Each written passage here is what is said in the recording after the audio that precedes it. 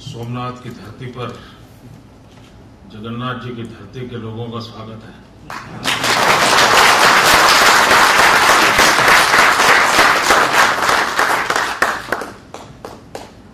मैं नहीं जानता हूं आपकी किताब में क्या क्या शास्त्र पढ़ाए होंगे, लेकिन मैं इतना जरूर समझता हूं, सोमनाथ और जगन्नाथ का मिलन बहुत कुछ कर सकता है।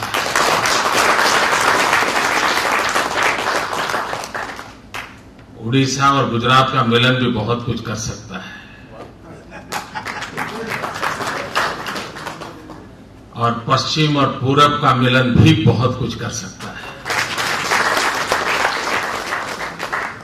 और मैं पश्चिम और पूरब की बात करता हूं तब मैं ग्लोबल कंसेप्ट में नहीं बोल रहा हूं, मैं हिंदुस्तान के पूरब और हिंदुस्तान के पश्चिम की बात कर रहा हूं, क्योंकि भारत के पूर्व में इतने खजाना भरा पड़ा है। अगर उस खजाने को विशेष करके भू संपदा, प्राकृतिक रिसोर्स इतनी बड़ी मात्रा में है, पूर्व पूरा भरा पड़ा हुआ है, और पश्चिम के सामर्थ्य को जोड़ दिया जाए तो साहब इकोनॉमी कहां से कहां चली जा सकती है। इस किताब का मैं इसलिए महत्व समझता हूं कि ज्यादातर हमारे यहां किताबें एकेडमिशियंस इनकी तरफ से आती है, इसका अपना एक महत्व भी है। लेकिन जो किताब किसी एक्टिविस्ट के द्वारा जब लिखी जाती है तो एकदम से एक नया विजन, नई साइट हमको हमारे नजर आती है। उसी प्रकार से शायद व्यापार उद्योग में डूबा हुआ कोई इंसान अपने अनुभवों के आधार पर सोचते सोचते एक दिशा में चल पड़े और एक किताब बन जाए। मैं समझता हूं ये भी एक प्रकार से एक एक्टिविस्ट के सेल्फ एक्सपीरियंस के द्वारा बनी हुई बातें हैं। इसका अपने आप में एक महत्व होता है। जूता कहां काटता है ये उसको बराबर अनुभव है, और इसलिए वो रास्ता खोज करके दिखा सकता है, भाई यहां क्यों चले गए थे, इधर चले जाते तो ये होता। एक बहुत बड़ा एग्रीकल्चर साइंटिस्ट जिन सवालों का जवाब नहीं दे पाता है, वो गांव में कभी भी स्कूल न देखी हो ऐसा किसान कभी कभी जवाब देता है। और उस अर्थ में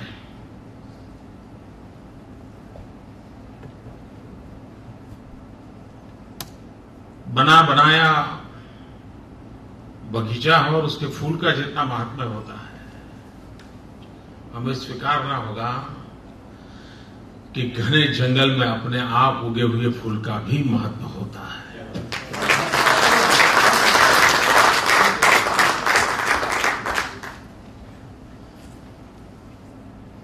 और एक प्रकार से जिनका खुद का लिखना एक पेशा नहीं है, एकेडमिक वर्ल्ड से दुनिया लेना देना नहीं है, और पढ़ाई शायद गुप्ता जी की इंजीनियरिंग में हुई और सीमेंट में लग गए, अब वो सीमेंटिंग फोर्स बनने जा रहे हैं देश की इकोनॉमी में।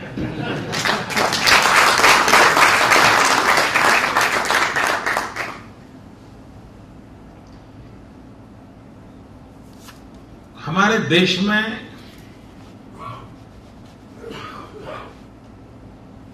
क्या नहीं हुआ, इस पर काफी चर्चा हुई है। क्या होना चाहिए था, इस पर भी हर सुबह आपको हजारों लोगों की तरफ से मार्गदर्शन मिलता है।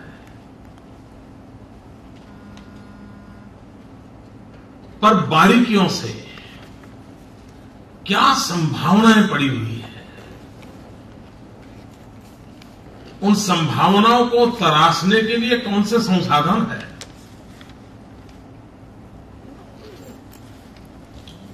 उसके लिए कौन सा रास्ता है,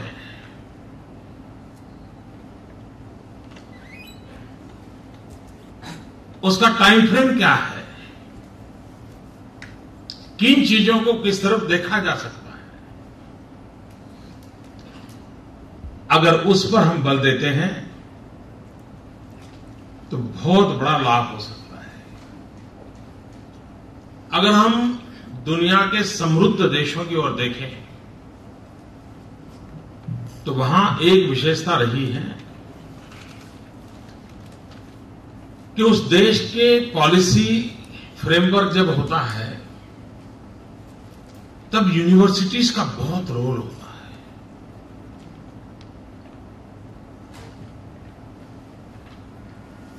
किसी देश के संबंध में अगर मान लीजिए उनको उनकी फॉरेन पॉलिसी क्या हो, मान लीजिए तिब्बत के संबंध में उनकी फॉरेन पॉलिसी क्या हो, तो अमेरिका की 50 यूनिवर्सिटी के 200 लड़के भिन्न भिन्न विषयों पर 6-6 महीना 8-8 महीना तिब्बत में जाएंगे, उस विषय पर स्टडी करेंगे। कोई आर्ट पर करेगा, कोई कल्चर पर करेगा, कोई हिस्ट्री पर करेगा, कोई ट्रेड पर करेगा, 50 प्रकार के, और सब वहां इकट्ठा होकर के फिर उस पर एक्सरसाइज होती है। फिर वो अपना पॉलिसी फ्रेम तैयार करते हैं। हाँ भाई ये एरियाज है, हम जाएंगे। यानी ये एकेडमिक वर्ल्ड का जो इनपुट है, उस इनपुट के लिए इंस्टीट्यूशनलाइज्ड अरेंजमेंट्स हैं।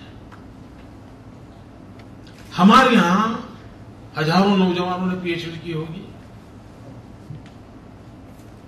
किसी ने ग्रामीण शिक्षा पर की होगी, किसी ग्रामीण विकास पर की होगी, किसी ने गांव के पेयजल की समस्या पर की होगी, कई विषयों पर करते हैं। लेकिन उसको वो डिग्री धारण तक उपयोग होता है। अगर हम भी उस प्रकार के मैकेनिज्म को विकसित करें जिसमें इस प्रकार के रिसर्च स्कॉलर्स ने समाज जीवन के भिन्न भिन्न पहलुओं पर बारीकी से छानबीन करके लोगों से बातचीत करके जो भी उसने अमृत निकाला है, एक बार उस अमृत का भी मंथन कैसे हो, और उस अर्थ में ये जो कुछ भी लिखा जाता है, रचनाएं होती है, उसका अपना उपयोग है। जब मैं शुरू में जब मुख्यमंत्री नया बना था तो 11th प्लान की डिबेट देश में चल रही थी, और हम लोगों की एक मीटिंग प्रधानमंत्री ने बुलाई थी और उसमें विषय रखा था कि 11th प्लान के लिए राज्यों के क्या सुझाव है। रेगुलर परंपरा चली आ रही है, उसी के तहत हम भी गए थे। 10th प्लान पूरे हो चुके थे देश को, 10th 5-year plan, 11th 5-year plan आना था। तो एक प्रकार से 50 वर्ष की यात्रा हमारी पूरी हुई थी। मैं तो कोई इकोनॉमिस्ट हूं नहीं, लेकिन उस मीटिंग में मैंने एक छोटा विषय रखा था। मैंने कहा क्यों ना हम एक कमिटी फॉर्म करें, और जो कमिटी हमारे 10th 5-year प्लान जो पूर्ण हो चुके हैं, हमने यात्रा कहां से शुरू की थी, हमारी 10 पंचवर्षीय योजनाओं में हमारा क्या विजन था, वो सारी किताबें उपलब्ध है। और हमने कहां जाना तय किया, हम कहां पहुंचे हैं, किस रास्ते पर कहां अटके हुए हैं। एक बार हमारी 10 पंचवर्षीय योजना जो कि हो चुकी हैं, उसके डॉक्यूमेंट्स का ऑन रियल ग्राउंड में क्या हुआ है, दोनों का एक विस्तार से एनालिसिस करके एक डॉक्यूमेंट तैयार करना चाहिए। और उसके लाइफ में 11वीं पंचवर्षीय योजना का दस्तावेज तैयार करना चाहिए। और उसमें भी जैसे वो 50 साल के इतिहास की ओर देखते हैं, तो इसमें भावी 25 साल कम से कम उसको नजर में रखते हुए फर्स्ट 5 ईयर क्या होंगे, उस प्रकार का डॉक्यूमेंट लेकर के आना चाहिए। हमारे यहां दुर्भाग्य से ज्यादातर बातें टुकड़ों में सोची जाती है। तत्काल है, चलो यार पहले इतना निकल लो, चलो यार अभी ये हो रहा है, चलो। एक लंबी सोच के साथ जिसमें कंसिस्टेंसी हो, इस प्रकार की व्यवस्थाओं को कैसे विकसित करें, तो मैं समझता हूं कि हम काफी मात्रा में अपनी शक्ति का भरपूर उपयोग कर सकते हैं। दूसरा एक छोटा सा विषय है जिस पर भी हमारे देश में आने वाले दिनों में बल देने की जरूरत खड़ी होगी। ज्यादातर सरकार में बजट की जब बात होती है तो सारा फोकस आउटपुट पर होता है। 1 लाख करोड़ का बजट था, कितना खर्च हुआ? बहुत अनिवार्य है कि हम आउटपुट के बजाय आउटकम पर फोकस करें। और अगर हम पूरी व्यवस्था में आउटपुट के बजाय आउटकम पर फोकस करेंगे तो चीजों को इवैल्यूएट करने का हमारी सोच बदल जाएगी। दूसरा, इन दिनों ट्रांसपेरेंसी के लिए, कभी कभी क्वालिटी के लिए भी एक थर्ड पार्टी इंस्पेक्शन की व्यवस्था पूरे देश में करीब करीब स्वीकृत हो गई है कि भाई ब्रिज बन रहा है तो थर्ड पार्टी आउटसोर्स करके इंस्पेक्शन कराओ, उसका रिपोर्ट आता जाए, पेमेंट करते हुए एक व्यवस्था विकसित हुई है। लेकिन अभी भी हमारे देश में हर काम का एक एकेडमिक लेवल पर रिसर्च करके सोशियो पॉलिटिकल इंपैक्ट पर जो एनालिसिस होना चाहिए उसकी आदत हमारे यहां अभी कम है। कुछ प्रयोग हमने गुजरात में किए, जैसे हमारे यहां जब ज्योतिग्राम योजना हुई तो ज्योतिग्राम योजना बजट खर्च हुआ, लोगों के घर में बिजली आ गई, गांव में बिजली आ गई, वो तो एक विषय है। 24 घंटे बिजली काम करने लगी, वो भी एक विषय है। लेकिन इससे उनके जीवन पे क्या असर हुआ? हम इच्छित परिणाम की ओर जा रहे हैं कि नहीं जा रहे हैं? तो हमने हमारे यहाँ जो नॉन इंस्टीट्यूशंस हैं इस क्षेत्र में, IIM है, गुजरात यूनिवर्सिटी है, सरदार पटेल यूनिवर्सिटी है, नडियाद की यूनिवर्सिटी है, कई यूनिवर्सिटीज को हमने धीरे धीरे चीजों में जोड़ा है, एकेडमिक वर्ल्ड को हमने काम दिया कि भाई जरा देखो इसका इंपैक्ट क्या है। और उसके जो नतीजे मिले हैं उससे लगता है कि हाँ भाई, हम सच्चे अर्थ में एक बदलाव के बीज बोए हैं। जैसे एक एनालिसिस ये निकला कि गांव छोड़ करके शहर की तरफ जाने वाली जो गति थी उसमें करीब 30% डिक्रीज हो गया, बंद हो गया। अब ये अपना बड़ा अचीवमेंट था। हमने साबरमती में नर्मदा का पानी डाला। रिवर ग्रिड का विवाद चल रहा है देश में, रिवर ग्रिड होनी चाहिए, नहीं होनी चाहिए, कुछ लोग कहते हैं करना नहीं कर, सब वो अपना काम करते रहेंगे। लेकिन गुजरात ने प्रयोग किया, साबरमती में नर्मदा का पानी बहाया। अब अहमदाबाद के नागरिकों के लिए या मीडिया के लिए या फोटो निकालने वाले के लिए या टूरिस्ट के लिए तो विषय है, अरे यार नदी भरी हुई है, लोग शाम को आते हैं, अच्छा है, दिखना है, फलाना, वो तो स्वाभाविक है। हमने एक काम दिया इंस्टीट्यूशंस को कि जरा स्टडी करो भाई क्या है, सोशियो पॉलिटिकल इंपैक्ट क्या है। और जो नतीजे आए हैं, कम दुर्भाग्य से इन चीजों पर ध्यान नहीं जाता है। साबरमती में नर्मदा पानी आने के बाद, और साबरमती सालों तक सूखी रहती थी, पानी आने के बाद पूरे शहर में वाटर टेबल ऊपर आया। वाटर टेबल ऊपर आने के कारण जो प्राइवेट सोसाइटीज थी, जो अपना बिजली का बिल भरते थे, पानी ऊपर आने के कारण उनका बिजली का खर्चा कम हो गया। अकेले अहमदाबाद म्युनिसिपल कॉर्पोरेशन के बिजली के बिल में पर ईयर 15 करोड़ रुपए की बचत हुई, just because of water table. हमारे यहां अहमदाबाद का पीने का पानी इतनी बड़ी मात्रा में फ्लोराइड वगैरह रहता था, शायद 2500 TCF शायद था, आज वो एज गुड एज बिस्लरी के निकट आ गया, just because of quality water मिला। और इतना ही नहीं, जो यहां बैठे हैं उनको स्मरण हो गया, जो अहमदाबाद से परिचित है।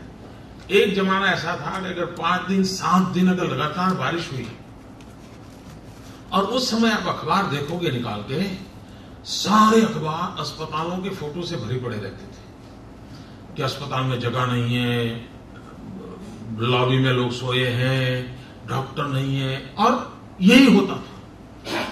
ये शुद्ध पानी के कारण पिछले 8-9 साल में अहमदाबाद में कोई एपिडेमिक के संबंध में कोई खबर अब तक आई नहीं। अस्पताल भरे पड़े हैं, क्योंकि शुद्ध पानी ने हेल्थ की कंडीशन को इतना इंप्रूव करने में रोल किया है। कहने का तात्पर्य यह है कि हमारी पूरी व्यवस्थाओं को अगर हम इस प्रकार से बदलाव लाते हैं, चीजों को आग्रह से जोड़ते हैं, सोशो पॉलिटिकल एनालिसिस हर बात का करते हैं, तो हमें अपने आप हमारी दिशा सही है, गलत है, गति बढ़ाने की जरूरत है, गति कम करने की जरूरत है, क्या करने की जरूरत है, तुरंत पता चलने लगता है और हम कर सकते हैं। और उस दिशा में जाने का एक लाभ है। हिंदुस्तान में एक अच्छी बात हुई है इन दिनों में। आपने देखा होगा, एक जमाना था आर्थिक विषयों की चर्चा एक लिमिटेड एकेडमिक वर्ल्ड तक सीमित रहती थी।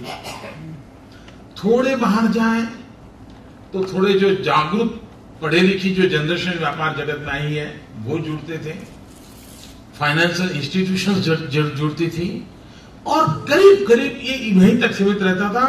और न्यूज़पेपर के लिए भी एक अलग से पिंक पेपर रहता था, वहीं तक आर्थिक विषय सीमित हो जाते थे। जनरल न्यूज़पेपर का वो विषय कभी बनते नहीं थे। इन दिनों एक बहुत बड़ा बदलाव आया है कि इवेंट सरकार का कोई भी हो, मीडिया वर्ल्ड का कोई भी इवेंट हो, यूनिवर्सिटीज का हो, पॉलिटिकल पार्टीज का हो, पॉलिटिकल लीडर जिसमें उपस्थित हो, ऐसे हो, हर जगह पे, और मैं इसे एक अच्छी निशानी मानता हूं कि आर्थिक विषयों पर खुलकर के चर्चा होना शुरू हुआ है हमारे देश में। हर किसी को आर्थिक विषयों पर अपनी बात बतानी पड़ती है, और ये अपने आप में, क्योंकि अल्टीमेटली विकास का मतलब ही है कि इन सारी चीजों को सोचना पड़ेगा। एक अच्छा दूसरा परिणाम आया है देश में कि इन दिनों राज्यों के बीच एक तंदुरुस्त स्पर्धा का माहौल बना है। एक राज्य ने इतनी प्रगति की, फलाना राज्य पीछे रह गया, वो राज्य यहां गया, वो राज्य वहां गया। अंक जो है, अंक का एनालिसिस हर कोई अपने अपने तरीके से करता होगा। जिनको मोदी पसंद होगा तो वो उसी अंक को एक रूप में रखेगा, जिनको मोदी पसंद नहीं होगा उसी अंक को दूसरे रूप में रखेगा। वो एक अलग विषय है। लेकिन ये जो डिबेट हो रही है, इससे बहुत फायदा होने वाला है। कभी एक राज्य नीचे दिखेगा तो उसको मन करेगा, यार मैं क्यों नीचे रह गए, मैं जरा आगे बढ़ूंगा। और ये हेल्दी कंपटीशन है, वो आने वाले दिनों में जितनी बढ़े उतना फायदा होगा। और एक बार ये हेल्दी कंपटीशन बढ़ेगी तो जो आगे गया है उसको बारीकी से लोग अध्ययन करेंगे कि भाई फलाने राज्य ने शिक्षा में ये अचीव कैसे किया, तो अपने अफसरों को भेजेंगे, अपने एनजीओ को भेजेंगे, कहेंगे भाई जरा जाओ, डेलीगेशन ले जाओ, क्या हुआ है, कैसे किया जाए, देख कर जाओ। हम अनुभव कर रहे हैं, कहने को कोई कुछ भी कहे, लेकिन मैं अनुभव कर रहा हूं मेरे राज्य में अनेक प्रकार के लोग स्टडी करने के लिए लगातार आते रहते हैं। अलग अलग राज्यों से भी आते हैं, अलग अलग यूनिवर्सिटी से आते हैं, अलग अलग देशों से आते हैं। जो चीज उनको ठीक लगती है उसके डिटेल स्टडी करते हैं। और राज्यों में भी जाते होंगे, उनका भी स्टडी करते होंगे। तो अपने आप में ये जो एक विकास की स्पर्धा, और हम चाहेंगे कि देश की भलाई के लिए चुनी हुई सरकारें भी इसी तराजू पर अकाउंटेबल हो। अगर उसी तराजू पर अकाउंटेबल होती है तो सबको ही उस दिशा में जाना पड़ेगा। और धीरे धीरे देश में माहौल बन रहा है। और गुजरात को इस बात का गर्व है कि गुजरात ने इस देश में डेवलपमेंट पॉलिटिक्स के एजेंडा को सेट करने में बहुत बड़ा इनिशिएटिव लिया है।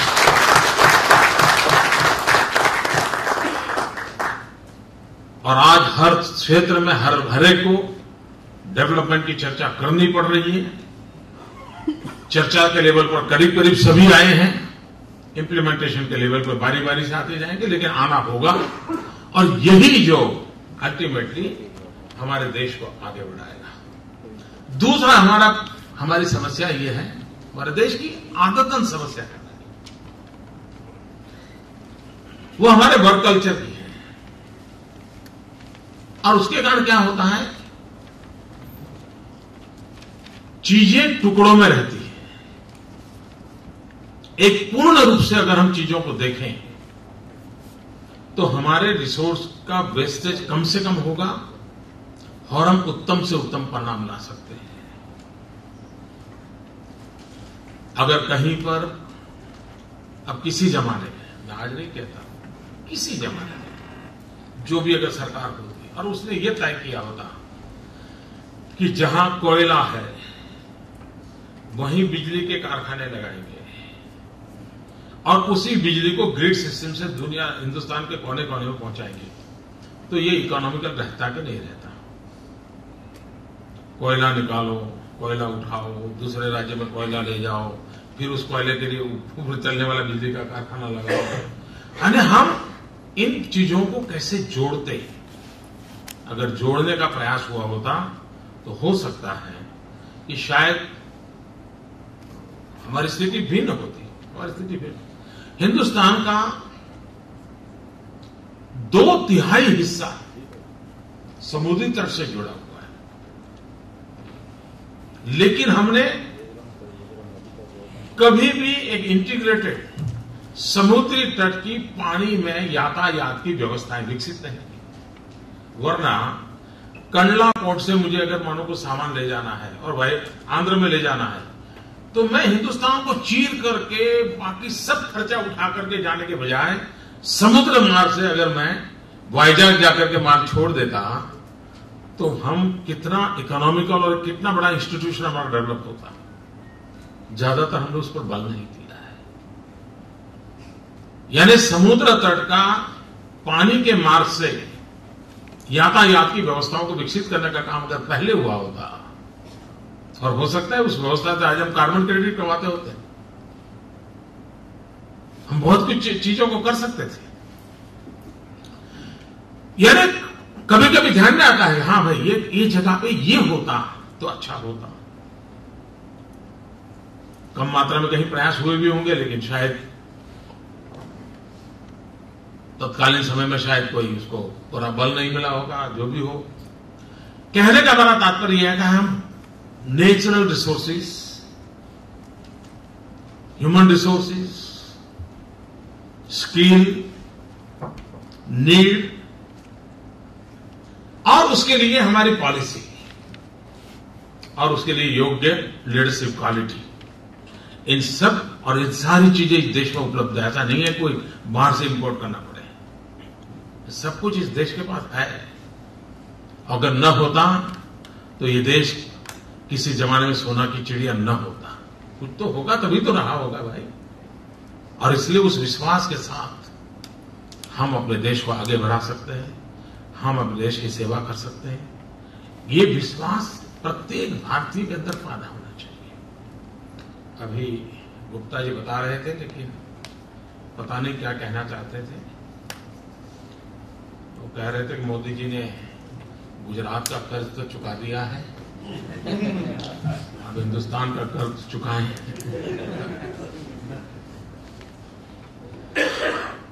इस देश का कोई बच्चा ऐसा नहीं है, कोई नागरिक ऐसा नहीं है जिसको भारत मां का कर्ज न हो।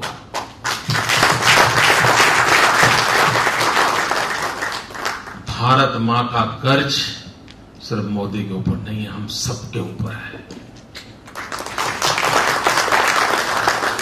और हम सब ने भारत मां के कर्ज को चुकाने के लिए जहां भी जो भी अवसर मिले उसका उपयोग करके, एक टीचर भी भारत मां का कर्ज चुकाता है। एक डॉक्टर किसी बालक की जिंदगी बचा करके भारत मां का कर्ज उतारता है। और इसलिए यह हम सबका दायित्व बनता है कि हम सब भारत मां के कर्ज को कैसे पूरा करें और भारत मां खुद आशीर्वाद दें ताकि जाने के बाद हम कर्ज छोड़ करके न जाए कोई, ताकि नई पीढ़ी को वो कर्ज लागू होगा, आने वाली पीढ़ी के सर पर कोई कर्ज न रहे, ऐसा हम सब करेंगे।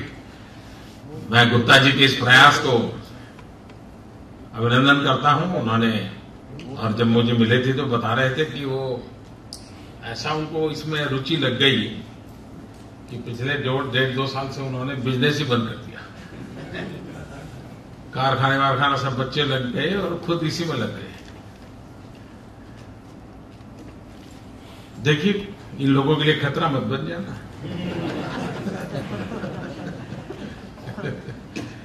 धन्यवाद मित्रों।